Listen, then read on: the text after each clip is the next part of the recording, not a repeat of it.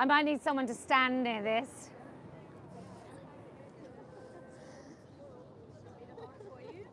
I'd love you to, yes please. Thank you so much. I put like my suitcase here. Yeah, that's great.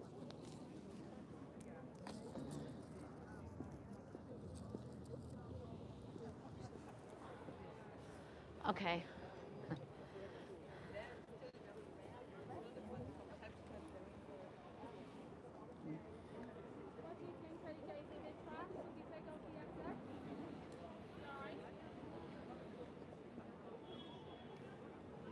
I'm just going to text my assistant.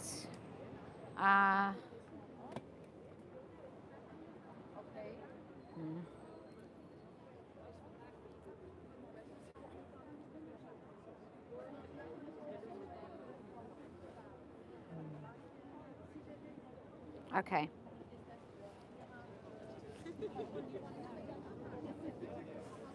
Okay.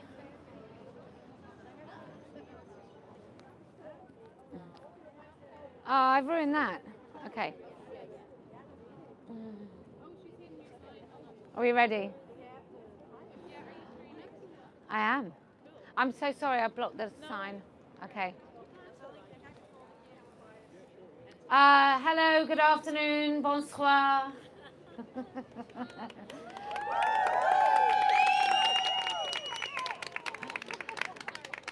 Okay, so my name is Kellie-Jay Keen, and I run an organization called Let Women Speak.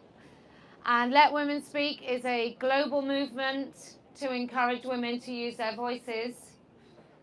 And how I start this is, I could have done this in the European Parliament really, but I didn't know that they would participate, so you're going to have to do it. So we say this. What a day this has been, what a rare mood I'm in, why it's almost like being a... Oh, come on.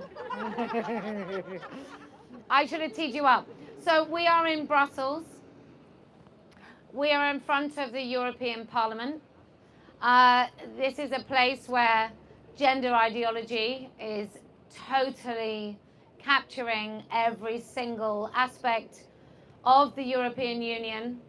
And as a British woman, for the first time I feel elated that we did a bit of Brexit. Sorry. But right the way across Europe, there are NGOs, there's an obscene level of funding that is trying to stop women and sane men from speaking about what is happening right the way across Europe. And so one thing we like to say is no woman has a penis, no man has a vagina, there's no such thing as non-binary, and transitioning children is profound abuse. And we feel it's essential to say it somewhere like this because not only is there money being pumped into the ideology to try and persuade people that women can have penises, and unless you have a very large jar, it's not possible. Not only is that happening, but also there is a chilling effect on free speech, where people cannot say what they know to be true, that, see, there you go, come and have a say if you think you're hard enough, is how we would say that in the United Kingdom. So somebody just shouted trans rights are human rights, and I just want to say to that person, there is no such thing as trans. It's a lie. It's a complete lie, and we all know it's a lie, and we all know how we feel when a man in a dress, who I would call an autogynephile, and you should too, we all know how we feel when that man invades our space, and we don't feel any different to if any other man invades our space. And so it's really important in somewhere like this where laws are made, and more importantly, money is sloshing around like crazy to fund NGOs, which actually go into all of our countries, including the United Kingdom. And those NGOs are fed money to spread this lie that men can be women, and that they are somehow vulnerable. And I just want to say, a man in a dress is not a vulnerable person. If he was too vulnerable, he would stay home, which I would say to those men, please, just stay home. We're all happier if you just stay away from women-only spaces, leave our children alone, and let us speak freely. So I, as a British woman, have been subjected to 3 lots of police interviews for talking about this. And if you think it couldn't happen in Europe, A, I think it's happening all the time. And B, this lovely organization behind you is about to make sure that your police forces come down hard on you when you speak about this issue. It's in your children's schools, it's in your healthcare systems, it's in your police forces and your judiciary. In fact, it's everywhere that you think it should not be. It's a bit like a man in a woman's space. It's just somewhere he should not be. And I don't care how good his electrolysis is. I don't care how amazing his breast implants might be, or how good his wig is. And to be honest, they're usually quite bad. So that doesn't matter to me. I don't care how much effort he's put in to pretend to be a woman. He still cannot be one under any circumstances. And what is happening in this place should terrify us all. So that's why I decided to come to Brussels, which is a fabulous city, and yet it has this terrible organization in it that's far too much money and power, and no accountability. So that's something that Let Women Speak would like to address. And what we fundamentally do is we give voices to women.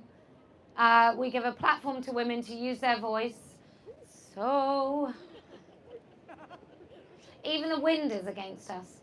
To come and speak about what's really happening to women. So the way that Let Women Speak works is you can come and say what you need to.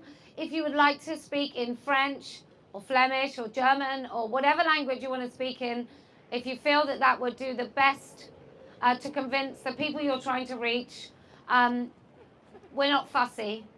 You can speak in whatever language. And if you speak a foreign language, i.e. not British, not English, you can say things about me and I won't know. So that's fine. Okay, so come and say whatever you need to. Just put up your hand and you will be given a microphone. So who would like to speak? Yes. Thank you, thank you. This is from Brussels for you. Ooh. From Brussels. And there's a little envelope for you. Thank you Thank so you much. so I love much. you. I'm going to give you this Okay. so everyone can hear you. Okay. Hello. Bonjour. Nice and close. Are we good? I'm going to come and just adjust it for you because you're a bit taller than me. Okay. Okay, really close to the microphone. This is a wonderful opportunity to be here. Thank you very much, ma'am, for everything that you do. Closer. Louder and closer. And we don't even have anybody fighting against us today. What's the miracle here? I don't understand. It must be some kind of a wonderful place. I think Brussels is a wonderful place. I didn't realize that Brussels is captured. I didn't know that the EU was captured. I thought where I come from in North America, that was the place. I had no idea what's going on here. I've just done a bit of a friend visit in the country I come from in North America.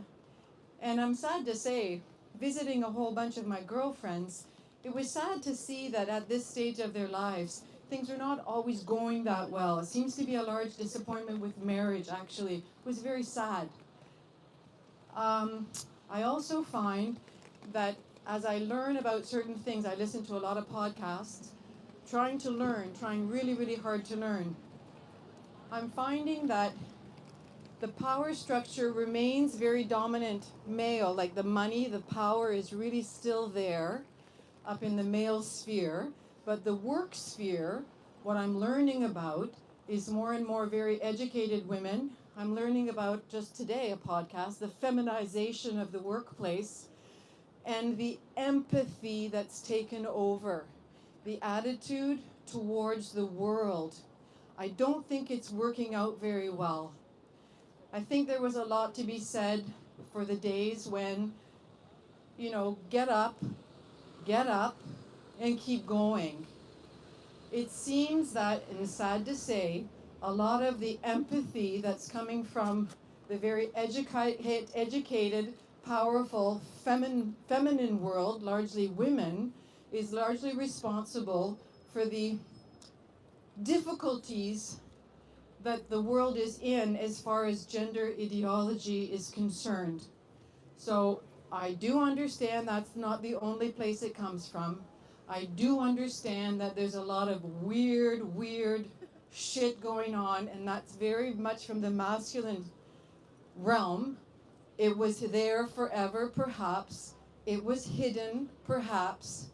What happened behind closed doors. There's always been terrible things happening behind closed doors. We never talked about those things. They stayed behind the closed doors. But who knew what was going on behind closed doors with men pretending to be women and their own wives suffering from that? Who knew? I think lots of people knew. I think powerful men knew. The men with the money knew. I think men on the right, Republican, I saw, in the podcast and in what goes through the media or YouTube and so on, an article about the history of the Republican man and his attachment to cross-dressing and so on, and the message given to the wives. Was that in the 1950s, 1960s? Just so much that we learn about because information is now circulating. So, I'll be interrupted whenever you want to come and take my spot. So anyway, what happened to me is about 2019, working back in North America in the world of education, way up in the far north, I was stunned to find out that for a couple of years it had been hidden from the parents of the grade 8 girl that she was a boy. It had been hidden. The public health nurse, who would only come from time to time because of the remoteness of the place, promoted this girl thinking she was a boy. But the thing is, I was leaving a place at that time that was very full of pain. We can call it history, we can call it colonialism, you can call it whatever you want, but it's what's happening today. A lot of pain. This girl, who came from a family where there was a lot of pain, this girl was being convinced she was a boy. As soon as her father found out about it, he was, manipulated into supporting it. Anyway, that was my introduction. I was in shock. I was told by a gentle colleague, look away, you're on your way out of here, walk away. So I did. And then I started investigating because the internet's there. And so these past years have been nothing but trying to learning about all kinds of different people with all kinds of different messages. And again, learning that I'm afraid women are largely responsible. Hate to say it, but again, coming from the world of education, you want to ask questions in a unionized education world, they will attack you fast. The women. Who's in power in the education world? The women. Hate to say it. So I learned very fast that the questions they told me were asked years ago, but we've come to our decisions. This is what we do. Boys can be girls, girls can be boys, sports, all of that doesn't really matter. Let's be kind. Let's be kind. It's a real mess. So I understood about that there because I was there for a while. Then I came back here thinking, oh my goodness, at least going back to Brussels, everything's going to be okay. And then I found out. But who knows? On the general basis, you're walking around Brussels, you go to certain neighborhoods, okay, you're going to see it. But on a day-to-day, you don't see it. And that's the danger. It's in the laws. Who knew? Who knew? The takeover is deep. So yeah, I kept doing my research and I found people like Jennifer Bilek and I found people like Lisa Littman and I just kept learning and learning and learning because what else can you do? And then at one point I saw a wonderful Canadian coach, Linda Blade's book, Unsporting, and I bought like dozens. And I went on a road trip to give them to my girlfriends. The best experience I found was going into a boxing place in the north, and I walked into this boxing place and I said to the young guy, I said, hey, this is a book, are you interested? He said, wow, yeah, I'm really pissed off about this. So there you go, in this tiny little city. The people who are involved in sports and whatnot, they do know. And I think a lot of people really care, but it's just about shut up. So it's time for me to do just that. Thank you very much. Thank you very much. Can I have the mic? Oh, yeah.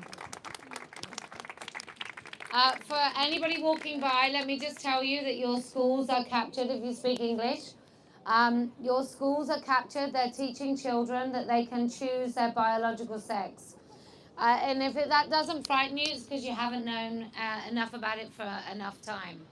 So do look into it. Belgian schools are terrible. Hey. Hi. A bit higher. Je vais parler en français Yes. parce que c'est ma langue maternelle. On parlait des écoles. Je suis enseignante depuis une petite dizaine d'années dans le programme du cours que je donne, philosophie et citoyenneté. Les termes identité de genre sont apparus.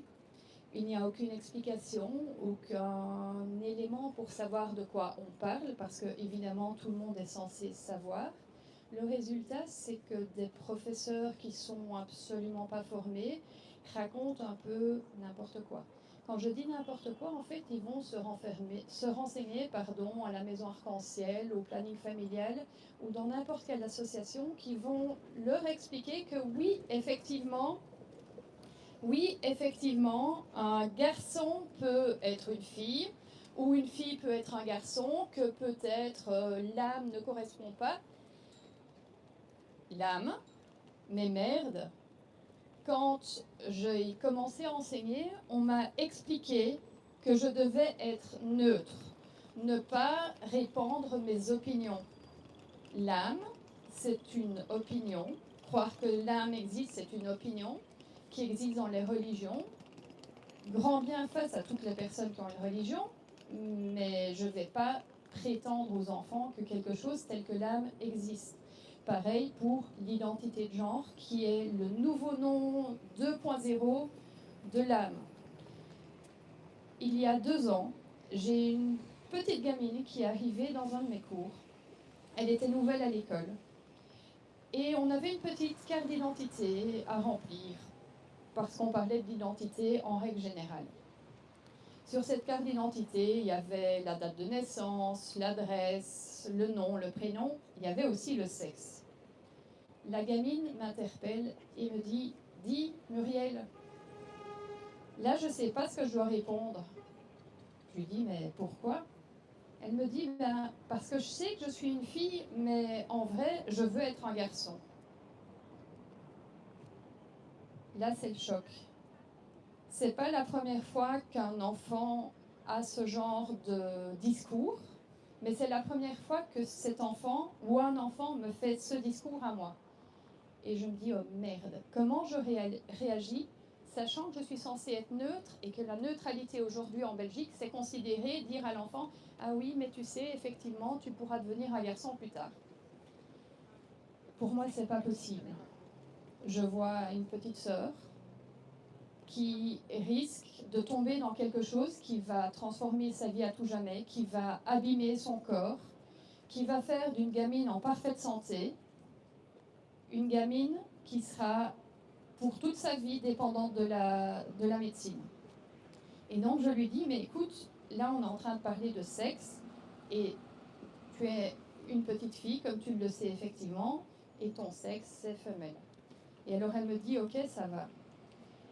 Je lui demande, puisqu'elle venait d'une autre école, d'avoir le cours de philosophie et de citoyenneté qu'elle avait eu l'année d'avant. Dedans, je trouve une feuille qui parle des LGBTQIA+, et désolé pour le reste de l'alphabet que j'ai oublié. En début de la feuille, il y avait « Que sais-tu du mouvement alphabet ?» Et la gamine répond « Je ne sais pas grand-chose. » Deuxième question, est-ce que c'est quelque chose qui t'intéresse ? Pas vraiment. Oui, c'est une gamine qui était en 3e primaire, effectivement, rien à foutre. Toujours est-il que je ne sais pas quel cours a été donné, mais à la fin du cours, donc recto verso, à la fin, il y avait « Oui, peut-être qu'au final, je suis un garçon ». C'est une gamine qui n'en avait rien à foutre et à qui une adulte ou un adulte, peut-être plein de bonnes intentions, est allé présenter qu'en fait, il y a des filles qui se sentent garçons, des garçons qui se sentent filles. Et la gamine, c'est une gamine de 3e primaire, elle a fait confiance à son professeur. Par chance, elle a eu des parents qui n'ont pas dit stop, stop, stop, mais qui n'ont pas dit non plus allez, on y va de suite. Qui ont dit on va prendre le temps, etc. Cette gamine aujourd'hui, elle est en 6e primaire, pardon, et c'est un garçon manqué. C'est probablement une future petite lesbienne, mais c'est pas un garçon. C'est une gamine qui se sent bien dans son corps et qui parle plus jamais de ah je veux être un garçon. Alors quand quelqu'un vous dit oui mais moi je connais quelqu'un qui et puis j'ai un ami que, alors honnêtement que les adultes fassent ce qu'ils veulent, si c'était avec leur denier et que ça ne m'obligeait pas moi à mentir, parce que je suis désolée, Jean-Pascal qui veut s'appeler Juanita, qui s'habille comme s'il allait se prostituer, personnellement je trouve pas ça top, mais c'est son problème. Mais je ne vais pas l'appeler Juanita, je vais l'appeler Jean-Pascal. Et quand Juanita ou Jean-Pascal vient dans une manifestation contre les violences faites aux femmes, 25 novembre, et qu'il agresse un groupe de 12 femmes avec tous ses copains, une centaine de personnes, parce que quand même on est très très méchante, parce qu'on est contre la prostitution, je ne suis pas d'accord de l'appeler madame. C'est un homme, c'est un agresseur. Et le fait qu'il ait peut-être pris des hormones, peut-être fait des opérations, ne change rien à l'histoire. Ne laissez pas croire que oui, on peut devenir une fille si on est un garçon ou l'inverse. C'est pas vrai et vous le savez. Et oui, aujourd'hui, certains enfants qui ont été transitionnés très tôt, parfois c'est difficile de voir est-ce que c'est une fille ou un garçon. Mais écoutez aussi toutes les personnes qui détransitionnent. Écoutez aussi celles qui demandent des euthanasies parce que malaise ou qui se suicident. On a eu un cas dernièrement en Belgique. Et pour ça, la Belgique, l'Europe est responsable. On ne soigne pas un problème mental, comme est la dysphorie de genre, en ayant des médicaments, des hormones, des opérations.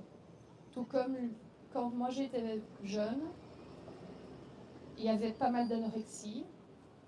Jamais un médecin n'a répondu à une anorexique « Oui, tu as raison, tu es trop grosse, nous allons te faire une chirurgie de l'estomac pour te permettre de perdre les kilos que tu as en trop. » Jamais on a dit ça.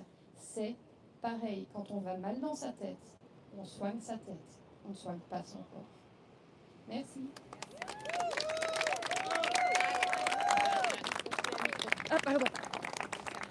Thank you so much. Okay. I just want to say, because I forgot to say this in the European Parliament, that I genuinely don't think gender dysphoria really exists. I think it's a response to trauma, and I think we should stop pathologizing trauma and making it a condition. Trauma just needs to be recognized, and those girls and boys need to be able to heal. But I think the gender identity industry motors on with this concept of gender identity or gender dysphoria, and it's for want of a better word, absolute bullshit. We just don't recognise in a celebratory way responses to trauma, and I don't think this should be the exception. Okay, who else would like to speak? Come. Speak in whatever language you want. Have you got one as well? Yes, please. Thank you so much. I have to unlock my iPad. I'm going to put this right next to your face because you're a bit taller. Okay. Nice and really loud. Yes. I am Marianne from the Netherlands. At first I thought I'm going to do this in Dutch, but I speak about our own country and I want to speak to the whole world, so I decided to do it in English as well. I came out as a lesbian in the late 70s of the past century. That's a long time ago. I was active then in the women's movement and in the lesbian movement. And since a few years, I've become active again in the women's rights movement to fight for the mere we're also medicalized, sterilized, and being turned into pseudo-heterosexuals. We are being erased. The transing away of gender non-confirming girls, and of course boys, but I will focus on girls now, who otherwise would have grown up to become lesbian women, has its roots in the Netherlands. Here in our country, the Dutch protocol for medical transitioning of children was invented. And now it is high time to put an end to it. Whenever the prefix Dutch is used in the English language, it is not so positive. A Dutch treat means pay for yourselves. Dutch courage means cowardice or false courage that comes from heavy drinking. Double Dutch means language or speech that you don't understand. Now we can add another phenomenon to this list, the Dutch protocol. Dutch clinicians in the 18s of the past centuries came up with the idea that it would be better to treat gender-distressed people as early as possible before puberty hits. They developed this protocol based on just 1 week study that prescribes puberty blockers on the onset of puberty, cross-sex hormones at 16, and invasive surgeries from the age of 18. And puberty blockers are the same drugs that were used to sterilize male sex offenders. Although puberty blockers have been promoted as a reversible intervention, affording a child time to consider the next step of irreversible cross-sex hormones, international data has shown that the vast majority of patients who start on blockers go on to these hormones of the opposite sex. So testosterone for girls, which are meant to be taken lifelong. And rather than a pause button, it's just a one-way ticket on the trans train. The consequences are manifold, but are rarely discussed in the open. Girls will become infertile, their endocrine system will be seriously affected, and their sexual functioning will be impaired. Their bones will lose density at an early age, which leads to an increased risk of osteoporosis. It will have effects on the brain as well, risk of a lower IQ, impaired emotional regulation and decision-making. The use of testosterone will have irreversible effects, like a lower voice, male hair growth, and at a later stage, baldness, atrophy of the whole abdominal region. And after long-term use, a majority of these women will become incontinent and will experience such severe abdomen pains, also with having sex, that they want to have all their female sexual reproductive organs removed, like the uterus, ovaries, and sometimes even the vagina and surrounding tissues like labia and clitoris. Here, in our so-called progressive developed world and our most progressive country, the Netherlands, we call this gender-affirming care. Why not call it what it is? This is female genital mutilation.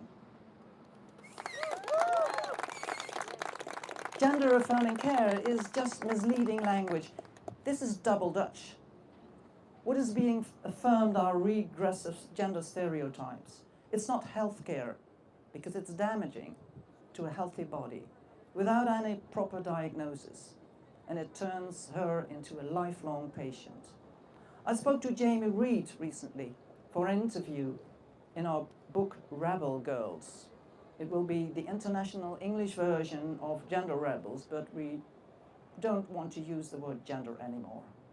Jamie worked as a case manager at a transgender center in St. Louis in the United States for 4 years before she became a whistleblower, because she realized that she was harming kids. This is what she said. In our clinic, we definitely had a number of girls who presented like that typical gender non-conforming lesbian. Yet these girls didn't stick out to me because they seemed doing okay transitioning.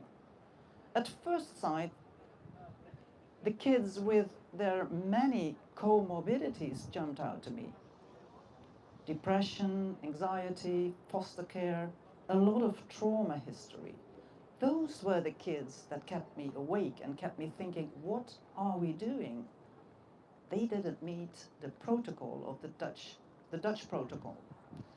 But, and I realized this later, if you leave out this larger group, you just keep the proto-gay kids.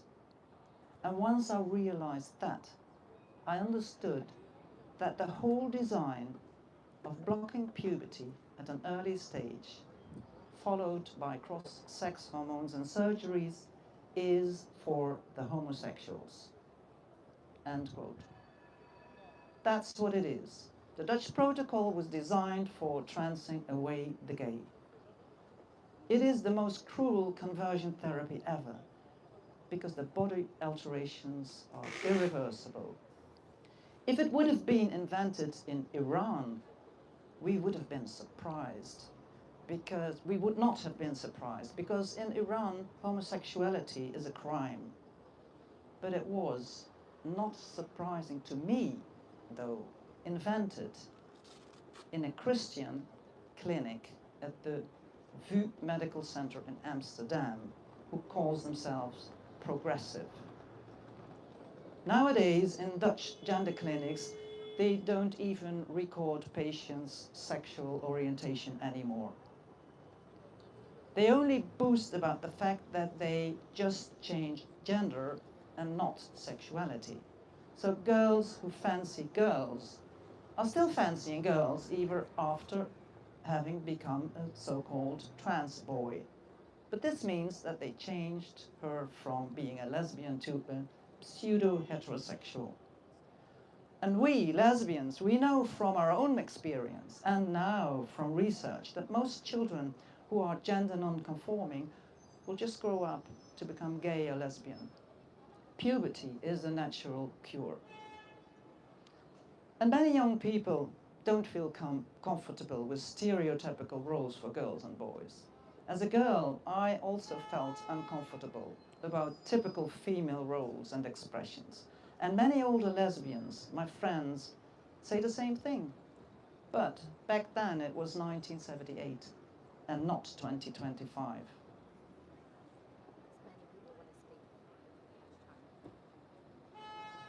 But then we had a thriving lesbian movement with bars, parties, sports clubs, women-only dancing classes. Our response was to change gender norms, not our body. But now the Dutch oldest gay organization, COC, rather helps girls exploring the options for a trans journey than helping them accept their lesbian feelings. These young lesbians are the greatest victims of gender identity ideology as a pseudo-religion that is not only deeply regressive but also misogynistic and homophobic. Medical transitioning of children being the greatest scandal. We should put a stop to this immediately. Not a restriction, not another research with a new cohort of children as is being proposed in the UK. Children as guinea pigs, but a complete ban. When will Annelou de Vries of the Amsterdam Gender Clinics, she's a lesbian herself, when will she admit that she's been transing away young lesbians? Can she say, like Jamie Reed, I helped transing gay kids, but now I realize that we were wrong. Many countries have already taken this step. Now the Netherlands, the birthplace of the Dutch protocol, should do this as well. This is the time. I'm asking for courage of the Dutch clinicians. Not Dutch courage, but real courage to admit that you were wrong.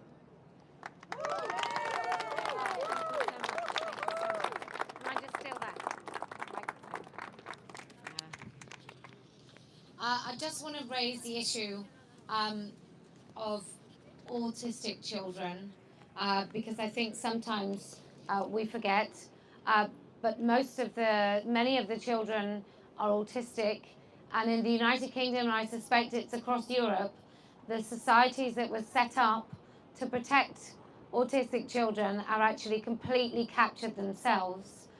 And I guess when you get the crossover with lesbian children and autistic children, they really have nowhere to turn. So I do want to raise the issue of autistic children, but just to say also, any child caught up in this, and that will be every child in any school system across Europe, the United Kingdom, the United States, Canada, Australia, New Zealand, they are all being taught that this is the truth. And so I just want to raise alarm that even if your child knows their biological sex, they probably are not allowed to talk about it. And I think that is a devastating impact on society as a whole. I know there's many of you. Let me just say, I think we've got this until 6. Is that right, Rasheen? Okay. So we have 6:30. Okay, so we have an hour. So, yes. Who would like to go next? Yes. Connor, and then you. And then you. I need the microphone. Look at you with your height. Right, really close if you can as well. Yes, Yeah. I have a loud voice. Is that tall enough? It's too tall. Hello, all together. Yeah, Way closer. Yeah, let me do this. Okay, like this. Yeah, you just have to really power and nearly Okay. kiss it.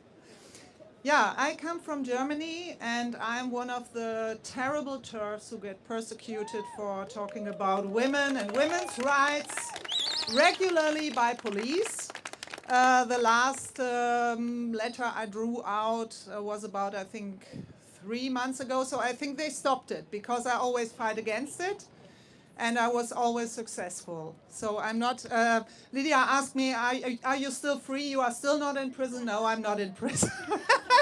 So I want to talk about the situation in Germany. Yeah, we have a self-identification law since November 2024.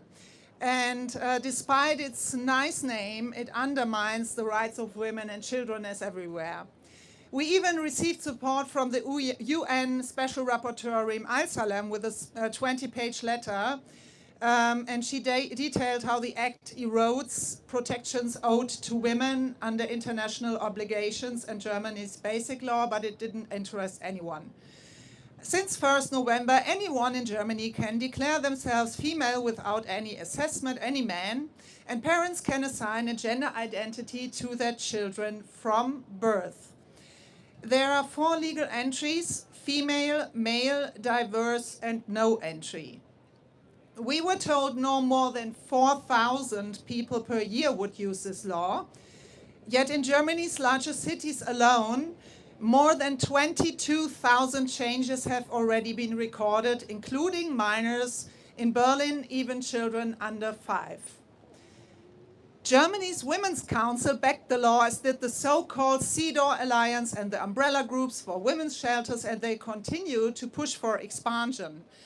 On November 1st, 2025, the Women's Council issued another statement arguing the law still doesn't go far enough. Even the Catholic Youth Association floated the idea that children should be able to change their legal sex without parental consent. Writing children's capacity to consent into law opens the door to further grave decisions being treated as if children could validly consent to them. Germany, this is important for Europe, also has a particularly permissive gender-affirming medical guideline since 2024. We fear Germany could become Europe's gender clinic hub. Families from countries that no longer provide puberty blockers or mastectomies for minors may travel here for those interventions. The guideline effectively treats minors as capable of consenting and frames consent to serious interventions as a children's rights. German law and policy already spill across borders. Countries without self-ID are being pressured to recognize German legal sex changes, creating conflicts over access to female-only spaces. The European Parliament is even moving toward financially pressuring states that reject gender identity policies. The German Women's Council, which received 2.2 million a year in public funds, had the audacity to claim there have been no incidents in self-ID in countries with self-ID since 2012. That erases women's testimonies. Feminism's core principle is to believe women affected by violence and take their accounts seriously. But the women's rights group in Germany behave as if there was never an incident nowhere. Each November, Germany publishes updated statistics on violence against women. Of course, I'm against violence towards anyone, including lesbian, gay men, and so on. But claims that LGBTQ+ people are the most victimized group don't hold up when you examine the numbers closely. Much of what is labeled hate crime are insults like calling a man. Violent offenses are much fewer, and meanwhile, women and girls in Germany face vastly high levels of violence. It's 140 times more than the LGBTQ crowd. If we were honest about the data, our priority would be combating male violence against women and girls, not opening women's prisons, shelters, changing rooms, and showers to men under self-ID, which is happening in Germany for almost 50 years because we have a transsexuals law also. These aren't abstract fears. Our project, What is a Woman? Was ist eine Frau? maps press-documented incidents in Germany, cases as existed under the old transsexuals law and now under self-ID. Dangerous male offenders placed with women with predictable results. The international known case of Liebig, a right-wing extremist who declared himself female after a conviction for incitement, shows how the state is being mocked, and there were earlier serious assaults by male prisoners in women's facilities. Now activists want to rewrite our constitution. Article 3 already guarantees sex-based equality and obliges the state to prevent discrimination against women. Yet there's a push to insert sexual identity. That must be stopped. Women's rights are not a discrimination against men, because this is the direction where this whole thing is running, as if women's rights were a discrimination. Given the violence statistics alone, sex-based protections for women remain essential. This is bigger than party politics. Women's and girls' rights exist outside partisan lines and must be defended at national and EU levels, because we are always called right-wing for talking about this. So it is outside of partisan lines. Today, institutions that should protect women are betraying hard-won rights and instead accommodating fetishists, also castration fetishists, dangerous men. We won't accept it. We will defend the sex-based rights of women and girls. Thank you. Thank you so much. Well done. Thank you.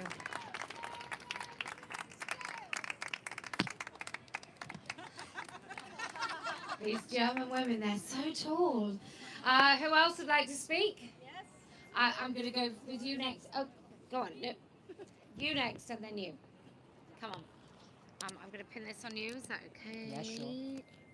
Oh, you have a very thick coat. Sorry. Wonderful. Mouth right up Yeah? to the Yeah. mic. Yeah, I will. Right up. Yeah. And shout at it also. I will almost kiss it. Okay? Hey, I'm gonna do this in Dutch, but if you want the text in English, I also have that available. Toen ik een jong meisje was, voelde ik al dat er iets niet klopte. Als meisje mocht ik dingen niet doen die ik wel kon en wilde doen. Kleding niet dragen die ik kon en wilde dragen. Voor mij voelde het als een kooi. Later ontdekte ik dat die kooi een naam heeft. Gender. Ik ben een genderabolitionist. Niet omdat ik iets van mensen wil afnemen, maar omdat ik iets wil teruggeven aan ons allemaal. Vrijheid, veiligheid.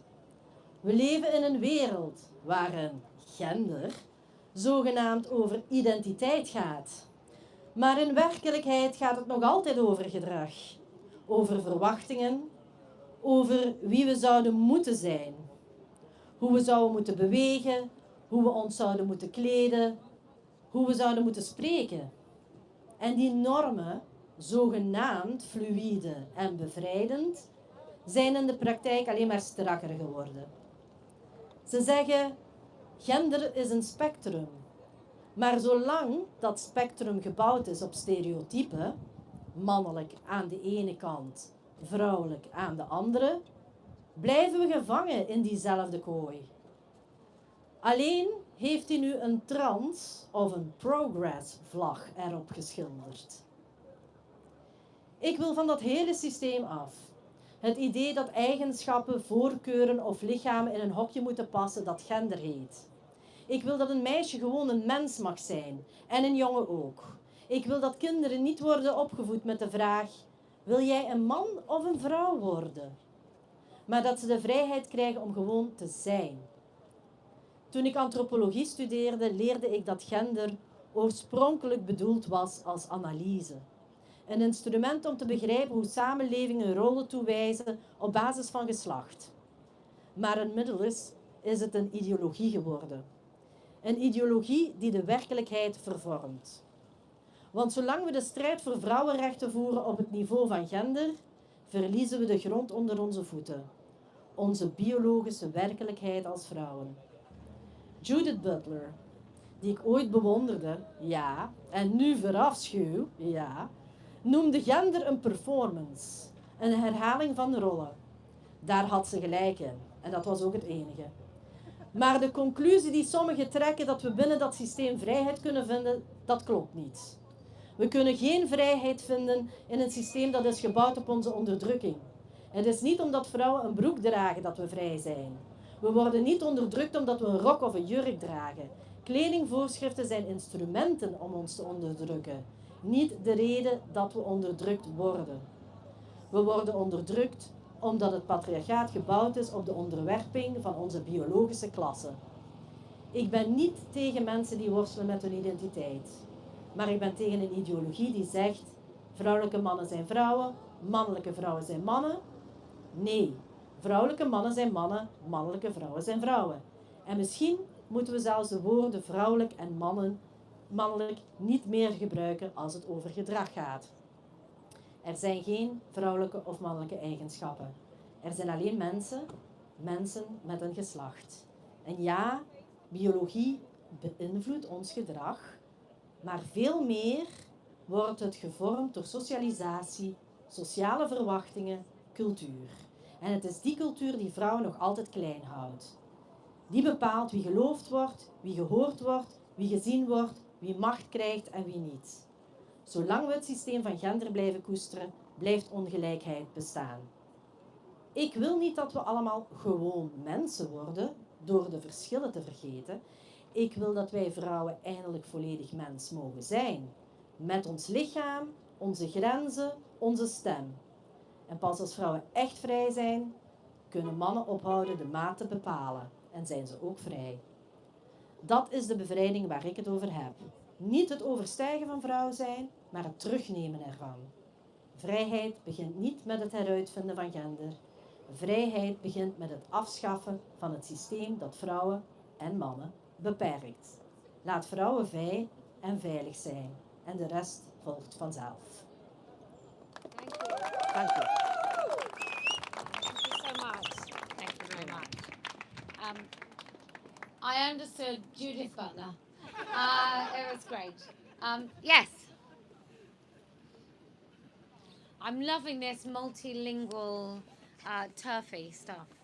I'm going to pin that on you. Can I just undo that there? Right. What?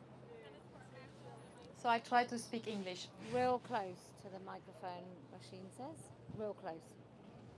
My name is Sophie Robert. Up to 25 years ago, there was no distinction between radical and liberal feminism.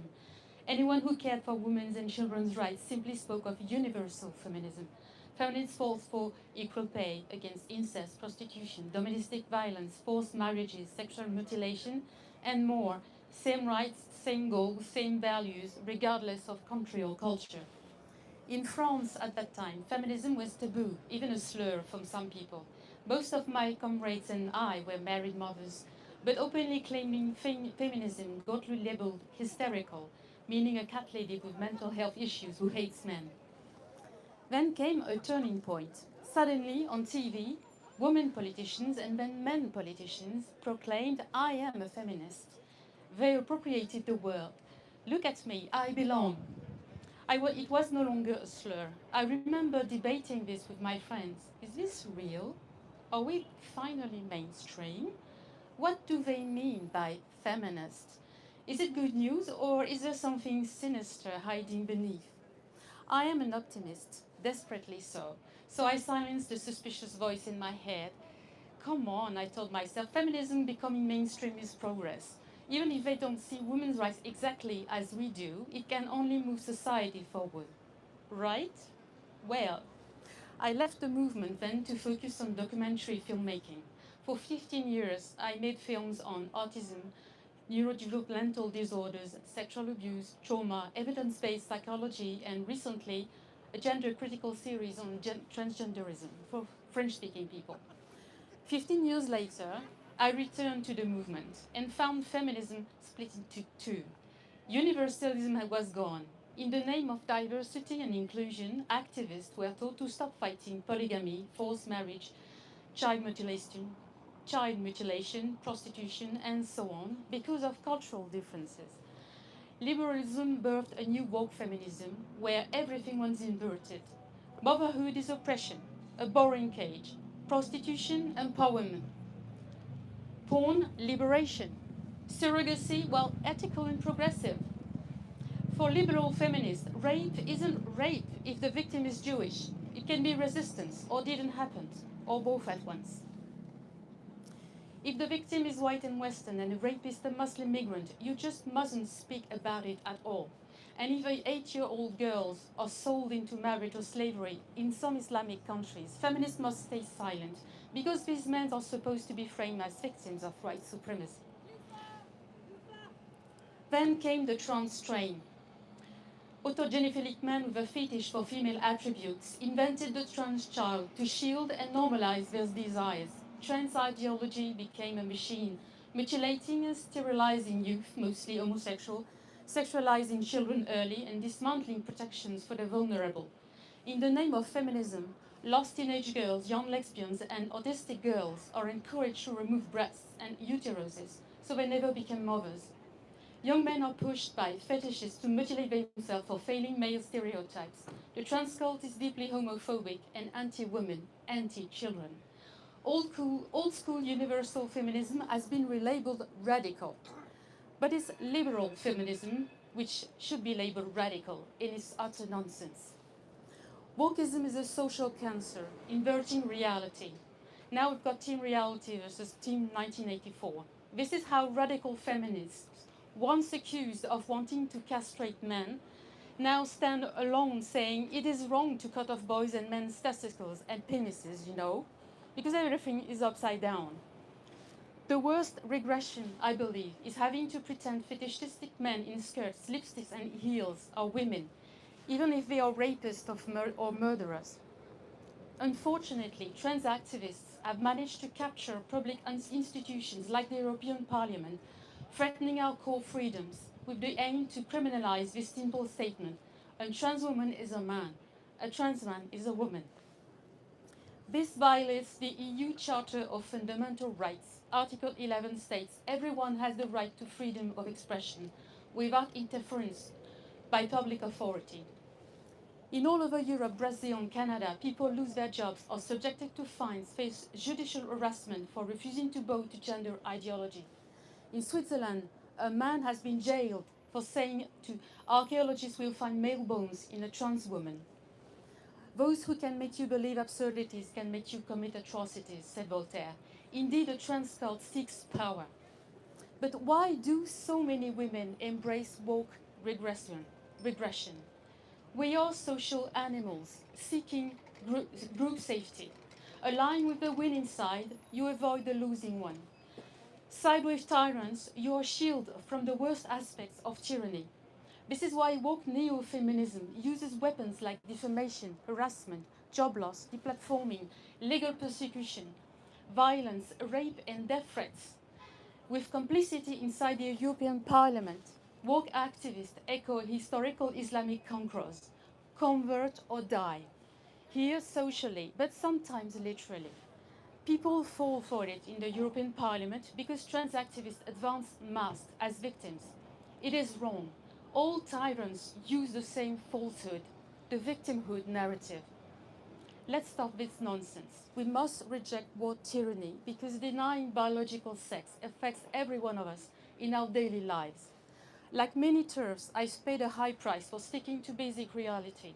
As a filmmaker, I've endured years of trials for exposing intellectual frauds. I know that freedom of speech in law means nothing if you don't use it. This is why I'm deeply grateful to Kellie-Jay Keen for letting me speak today. No one can change sex. Cutting a dog's balls never made it female. To be a trans woman, you must first be a man.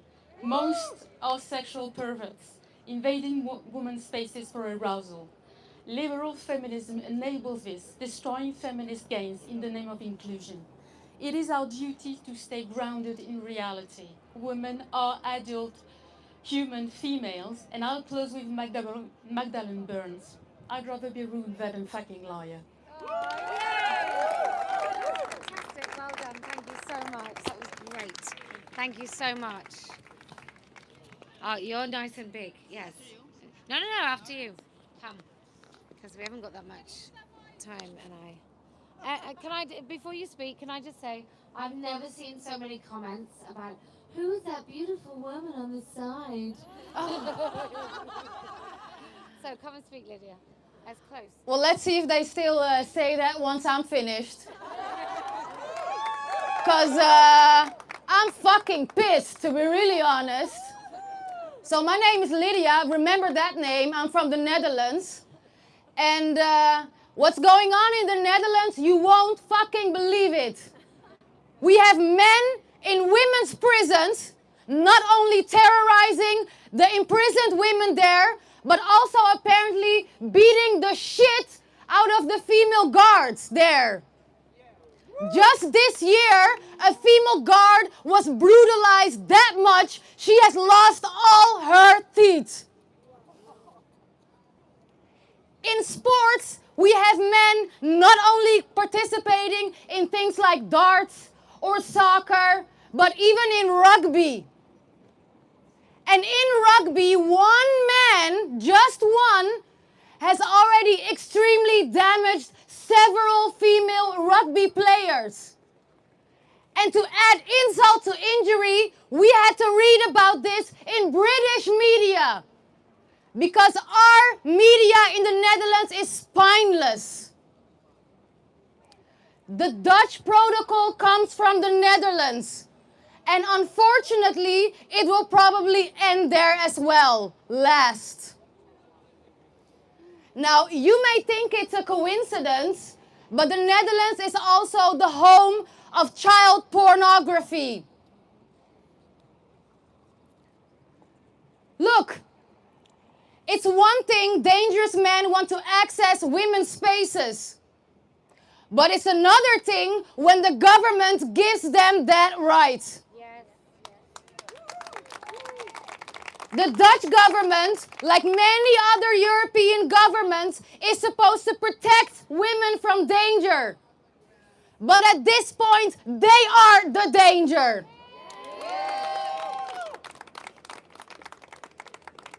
You know, and what about women's changing rooms? There can be dozens of women complaining about seeing a naked man, And when they complain, they get told they are intolerant. They get told that he has the right to show his dick to women, even underage girls. And then they come with a third space. Not for the men, but for the women and girls that don't like to see a dick. And it's the height of Western decadency when we pretend women are not real. When in Afghanistan, women can't even go to school, they can't go outside without a male guard. 1 in 4 girls worldwide is still sold off before the age of 18. Pedophilia is still the norm in this world. And here comes the European Union. Not to say, what are these governments doing? But to put the final nail in the coffin of women's rights. And don't even get me started on female shelters for the homeless. Because we don't even have those in the Netherlands. Homeless women sleep outside because they know that they will be raped inside. Just this last year alone, a woman was found dead sleeping under a bridge because there are no female shelters.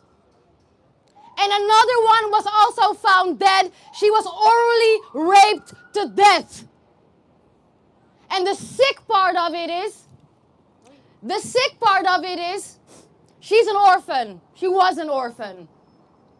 No parents to stand up for her.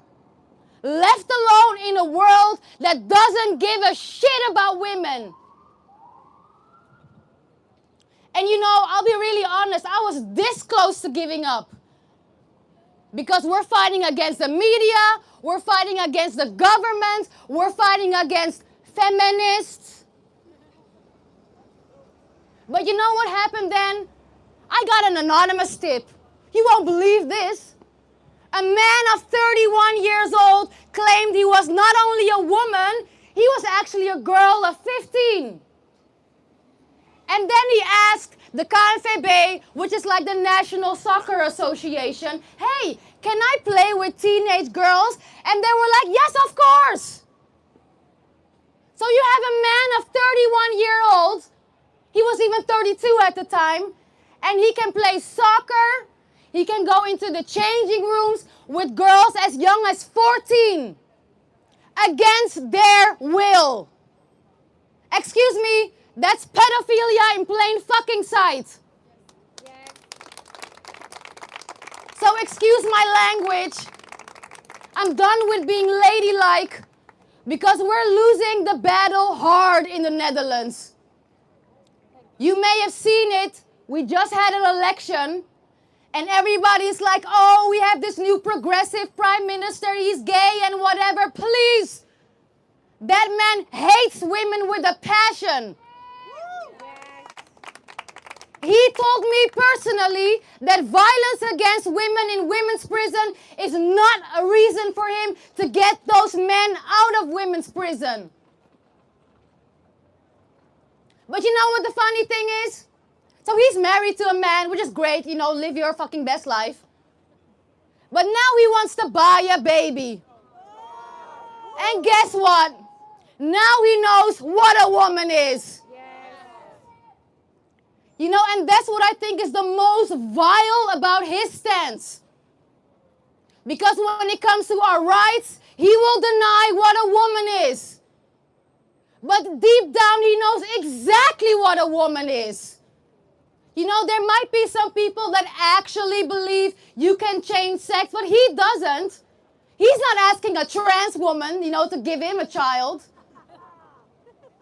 And I'm supposed to clap and be happy, you know, with this new progressive government. No, we're going to be screwed.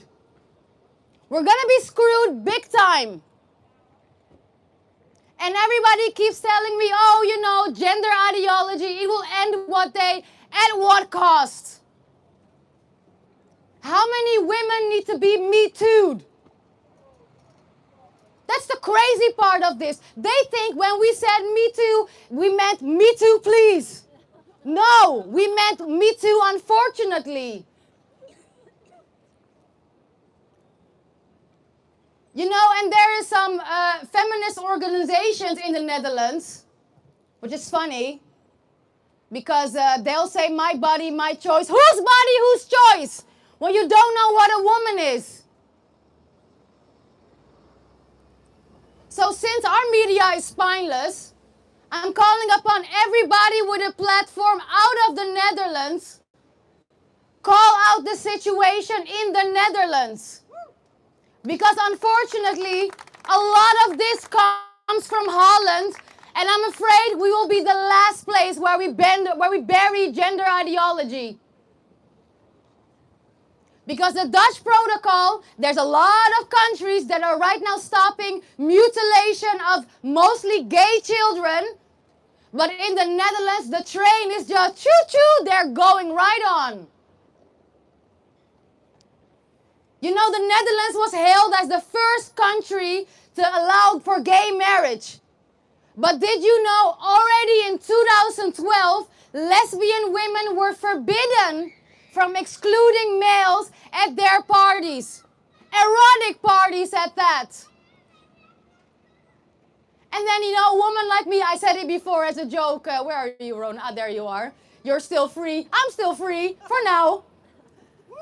But you know, I also have like a police report filed against me by a man who had the right to access women's spaces, women's locker room, even when he online said that his fetish is exhibitionism and voyeurism. He says that he gets off on it. And still, he is allowed to go into our changing rooms. And I'm the one that's going to be prosecuted. Look, my parents come from a place where there's not a lot of women's rights. So I really appreciate them. And they are not going to take it from me, I promise you that.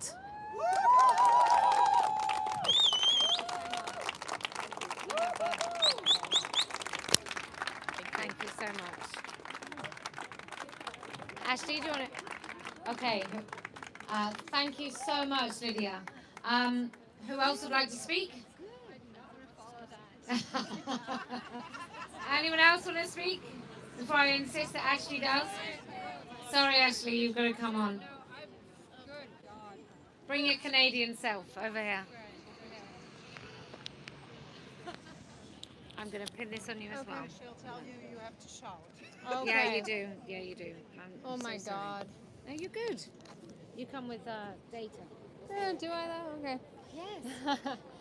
Really close as you can and loud. Okay. I thought all the speakers were really, really good, and I was thinking to myself, wow, I can't possibly follow them, and that was particularly good. So I apologize in advance. I should probably just speak in Greek and and we'll, okay. So Really loud. Really loud. all right. All right. Okay, so I think, very, very early on in the sort of the emergence of the trans movement, I had an intense feeling of deja vu. I had seen this before, but not personally because I was just a little kid then, but it reminded me quite a lot of the satanic panic and the recovered memory syndrome. Does anyone remember that? Yeah. Show of hands. So I'm not the first person to make this point, but I think it's worthwhile. But right away, the very beginning, I realized there are very, very powerful parallels. I think a lot of people now, a lot of young people who are identifying with trans ideology, they would have, if it was 1992 or 1989, can't remember the exact timeline, they would have identified as having what was called then multiple personality disorder, or a dissociative identity disorder that they call it now, which was a very, very powerful. Does anybody remember that? There were predictions that there would be a multiple personality disorder clinic in every single city in America. And then all of a sudden, out of nowhere, it came from nowhere and then it disappeared. So you have at certain times a category that comes up and becomes very, very powerful and becomes a way of explaining a huge range of problems, personal problems that people have. And what people don't understand, this is the point that oh my God, why Ian Hacking made in Rewriting the Soul. He said multiple personality disorder is real in the sense that people really do suffer, and this category becomes available to them through which to explain that suffering. And I think for a lot of people, this category became available to them to explain their suffering. But unlike multiple personality disorder, this comes with a medical, well, that came with a medical pathway too in terms of drugs, but a very profound medical pathway and an entire identity that's associated with it. And it's also, trans identities are also unfalsifiable. Excuse me, I'm really nervous because I have no problem speaking, but I really can't follow that. Like, Jesus, this is amazing. Okay. At the same time, the multiple personality disorder was connected to the recovered memory syndrome movement and the satanic panic. And at that time, most of the public actually didn't believe that there were large numbers of children who had been subject to satanic ritual abuse in daycares. Children were making claims like their teachers were levitating and being flushed down toilets and so on. But they had these psychologists that were coming to them and were encouraging them. And so they were telling all of these kinds of stories. And people were saying, they knew what these children were saying could not possibly be true. And yet they said, we believe the children. We believe the children. And that is what's happening right now. Everybody knows this isn't true. Everybody knows that a man standing in front of them wearing a dress and lipstick is not literally a woman. We are aware that when a young woman is experiencing some kind of profound disjuncture in her life, and for that reason wishes to mutilate her body and do away with womanhood and the trappings of femininity, and so we know that something is going on there. But to be good, respectable members of the community, we say, we believe them, we believe them. And we go through all of these rituals in the same way. But it causes real effects in the world. When it came to the satanic panic, people actually went to jail. Like the last people that were accused of satanically, ritually abusing children were released in like 2015. People were deported. It's having real effects in the world. People think, oh well, it's a nice lie, it's a kind lie. You know, we're being nice to people. But you have the police on your doorstep. You're enabling men who clearly hate women to weaponize the police to come and shut us up. This has real effects in the world. You have detransitioners who've made changes to their bodies that can never be undone. And these are all the collateral effects. And people say, oh, there are all these different countries that have digital ID, or digital ID, woo, that's another conversation, that have self-ID, and the sky didn't fall. Did you ever hear that? This country has that. The sky didn't fall. You can just tell how cloistered these people are, because the sky didn't fall for them, because they're off in the places like this, at the dinner parties, where they get their where they enjoy the fruits of their promotions and so on for being good people. They're not the ones in women's prisons who have to deal with assault, who have to deal with men constantly screaming about how they're going to violently rape them, and who are put there because everybody wanted to be very nice and pretend that that's truly a woman. They don't have to live with the consequences.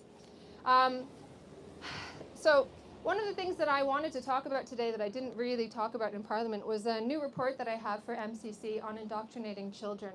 And people say, one of the things that people say is the sky didn't fall, blah, blah, blah. And the other thing that they say is, this doesn't really have any effects. So what? A few people may wish to change their gender. It's not that big a deal. That it's not a big deal if you think, and I said this today, but if you think that psychology is essentially fixed.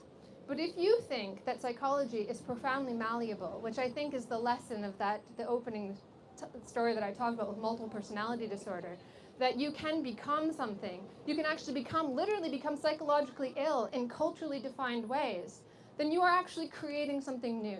You're creating new identities. And what the EU is doing is they're pouring millions and millions and millions of euros into gender identity ideology education, where they're going into schools, literally training teachers, creating turnkey curriculum materials that supposedly take the load off of teachers so they can just go straight in and give exactly what the activists want, teach exactly what the activists want them to teach.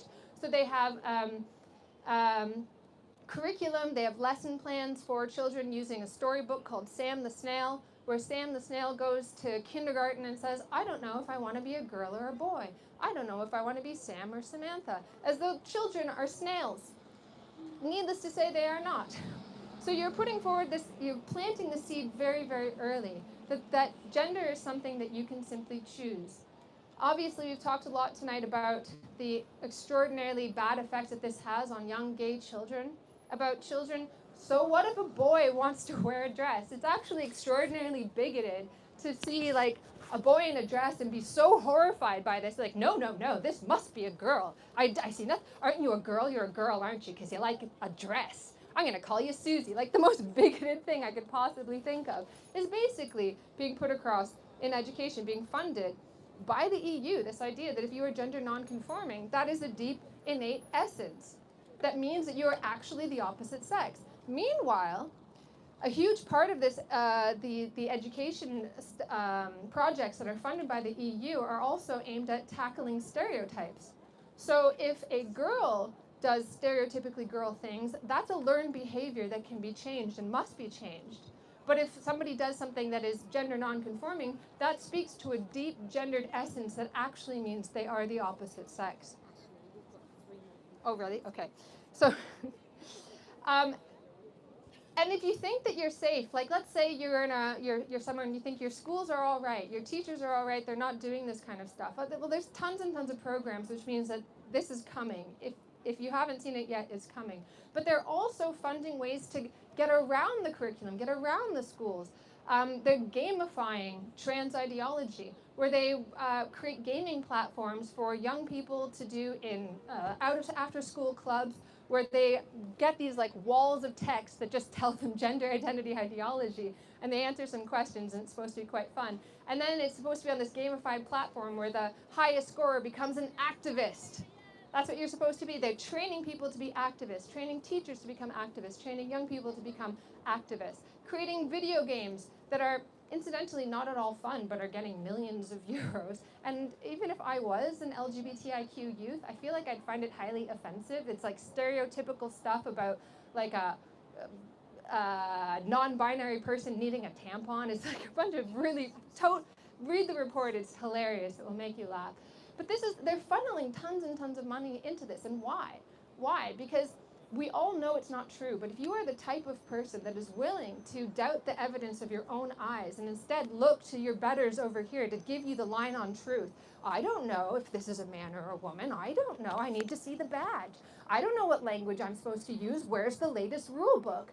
Then that means that you are signaling that you are the right kind of person, you are the right kind of citizen, you are a good woman, you're not one of these bad women, you're not one of these women here who are, where there are women, there is peace. You are the kind of woman who is disruptive. And they don't want that. So they're trying to kind of signal a new kind of citizenship where you are malleable, where you are